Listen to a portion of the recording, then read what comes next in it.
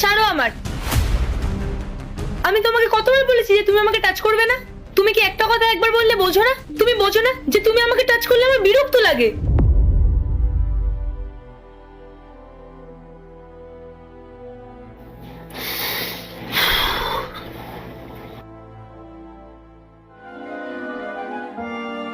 তোমাকে আমি কতবার বলেছি যে রোজ আমি এই ঘরে আসার আগে তুমি এই ঘর থেকে বেরিয়ে যাবে? তোমার কি একটা কথা একবার বললে মাথায় ঢোকে না? কতবার বলতে হবে তোমায়? তোমার সমস্যাটা কি বলো তো? আমি বিয়ের প্রথম থেকে দেখছি আমার সঙ্গে দূরত্ব বজায় রাখো, সবসময় রুড বিহেভ করো আমার সাথে। দেখো পায়েল, আমাদের বিয়ে হয়েছে 3 বছর কেটে গেছে, হ্যাঁ? তারপরেও তুমি এরকম ব্যবহার করো কেন আমার সাথে? কি চাও বলো তো তুমি আমার থেকে? কি চাও? তুমি জানো না আমার সমস্যা কি?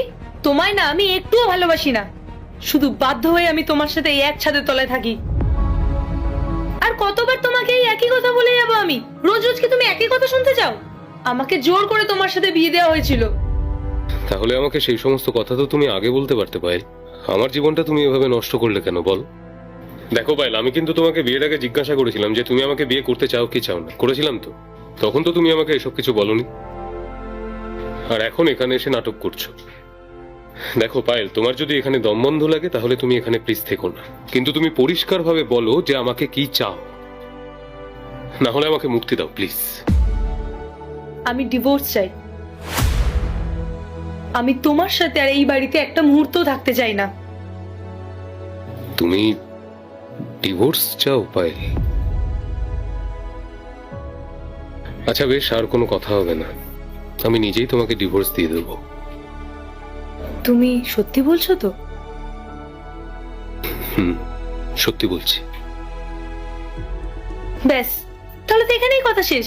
তুমি নিজের মতো নিজের জীবনে সুখী থেকো। আর এমনিতেও তোমার তো টাকার অভাব নেই, তুমি না আমার চেয়ে অনেক ভালো মেয়ে পেয়ে যাবে। আমি তোমাকে এখনো আগের মতোই ভালোবাসি, সবটা দিয়ে ভালোবাসি, কিন্তু পায়েল আমি তোমাকে কথা দিচ্ছি যে আমি তোমাকে আটকে রাখবো না। আমি তোমাকে মুক্তি দিলাম, তুমি আমাকে ছেড়ে যেখানে খুশি, যেদিকে খুশি, যেদিন খুশি চলে যেতে পারো। তাহলে তো আরো ভালো হলো, তুমি তো আমার কাজটা আরো ইজি করে দিলে।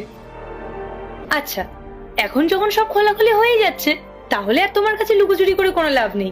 আমার একটা বয়ফ্রেন্ড আছে, আর এমনিতেও তোমার সাথে তো আমার কোনো ফিউচার আর তোমার প্রতি আমার কোনো টানই নেই, আর তুমিও আমার সাথে থাকতে চাও না। তাই এটাই ভালো হবে যে আমি এক্ষুনি তোমাকে আর তোমার এই বাড়ি ছেড়ে আমার বয়ফ্রেন্ডের কাছে চলে যাই।